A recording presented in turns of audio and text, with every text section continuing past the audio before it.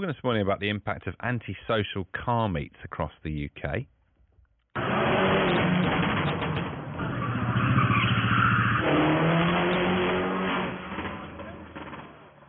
I mean, it sounds more exciting than the last Formula One season, but noisy, antisocial and dangerous is how residents living near street racing hotspots in the southeast are describing car meets. These gatherings, which are, they're meant for car enthusiasts to, come and show off their cars, but they're turning into sort of high-speed driving, dangerous stunts, and not just in car parks, but out on public roads. For the past 3 weekends, police have stepped in to prevent meets in Snodland and Larkfield, but residents are really fed up. Basically, it's just loud engines, skidding, donutting. It disturbs everyone. People got dogs, the dogs are barking, cause stressed babies.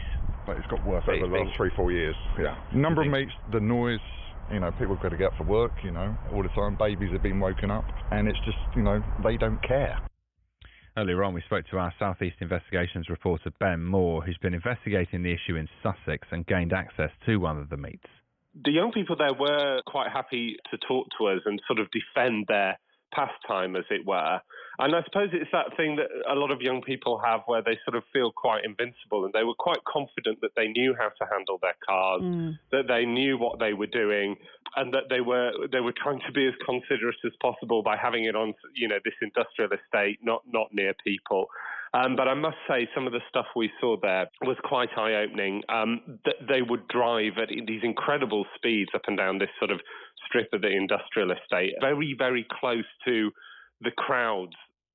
Right, let's talk about a different approach. Michael Martin runs UK Car Events, a group that advocates well-organised, safe car gatherings. Morning, Michael. Good morning. Can you give us a sense, really, of why people like these car meets in the first place? Well, it's a place for people to get together, meet like-minded people, and interact with people that have the same sort of passion as they do. Vehicle modifications, all the rest of the things, and also with the way mental health is at the moment, it gives a place for these people to let loose for a bit. Sorry, go on. I was going to say, you heard the residents talking in that clip there. They're clearly not very happy. Did you understand why? Yeah, I completely understand why. I see it all the time, and I see both sides of the story. I'm part of it nearly every single day, so I understand both sides. And so the events that you're running, how do you make sure that they don't get out of hand? The way we make sure they don't get out of hand, we have marshals that are very quick to act on any sort of antisocial behaviour. So the moment we see any of it, we are quick to apprehend the subject and ask them to stop. And if they don't, we kick them out of the venue or make them move on. We have a very strict, basically one warning policy. So you get one warning. If you scrap that one warning, you're out. Not only that, all our meets are insured. So if there's any problems that do happen on the day, we're fully insured and backed like everything else. We have health and safety plans, and all the venues we contact, we get permission to run there. So we have complete traceability, whatever we do. So what kind of venues are we talking about? Where do you tend to meet? There's a different mix, really. Depends what we do, but sometimes it's at your local pubs. So like local pubs, car parks, stuff like that. They love having us. We run at national showgrounds up and down the UK. So, for example, like Newark Showground and other places like that. Presumably, you've been to car meets that have had more of this kind of antisocial behaviour, ones that you weren't organising. And what did you think about it at the time? I've been to one or two, and I must say I wasn't impressed. Unfortunately, it kills the car scene. It makes our positive light of a car scene look in a negative light, because people get like a mass idea of what the car scene is. And unfortunately, it's the wrong idea completely. Like I said, there's two worlds, and one of them just hits you one and makes the other one look bad. So it's, like I said, it's just one of those things you just have to get on with, and it's there for people to enjoy, but it's killed by a lot of people that do this antisocial behaviour. Do you have much to do with those other types of meets? Do you speak to them at all? Because it's all part of they might be a different part of the community, but it is all part of the community, isn't it? It is.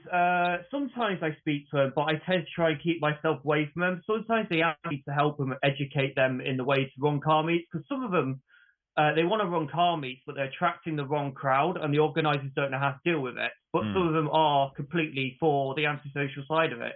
So I've sort of like I said, it's sort of split between the antisocial behaviour and the non-antisocial behaviour. There's two different groups.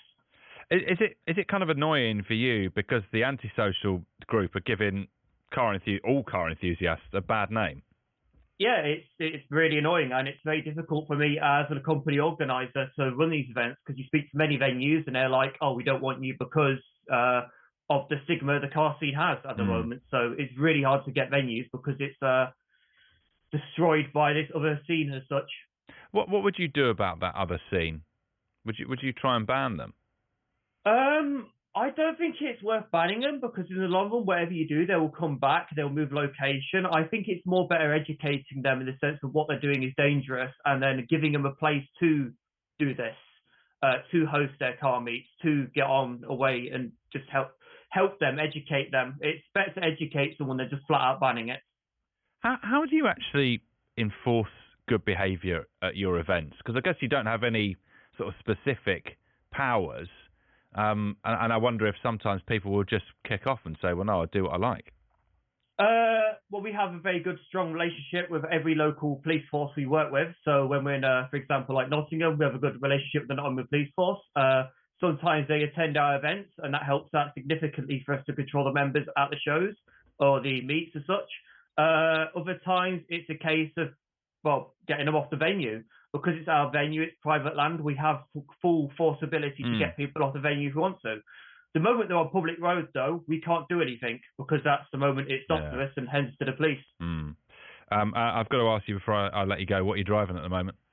I am driving a modified Mark 5 Golf, wide arch body kit, BTCC spec. Very, very nice. Anyone coming to your meets with the UV underlighting? We do see them from time to time, but horrible, not often. Yeah, absolutely it's horrible. It's an acquired taste. Good to speak to you. Cheers, Michael. Thanks very much. That's Michael Martin, who runs UK car events. In a statement to the BBC, a Home Office spokesperson said, antisocial car meets and boy races have a corrosive impact on communities, and we will not tolerate it. Councillor Heather Kidd, chair of the Local Government Association's Safer and Stronger Communities Board, said councils are committed to tackling antisocial behaviour and work closely with their communities to support the police in preventing antisocial behaviour and protecting residents. It is 7:40.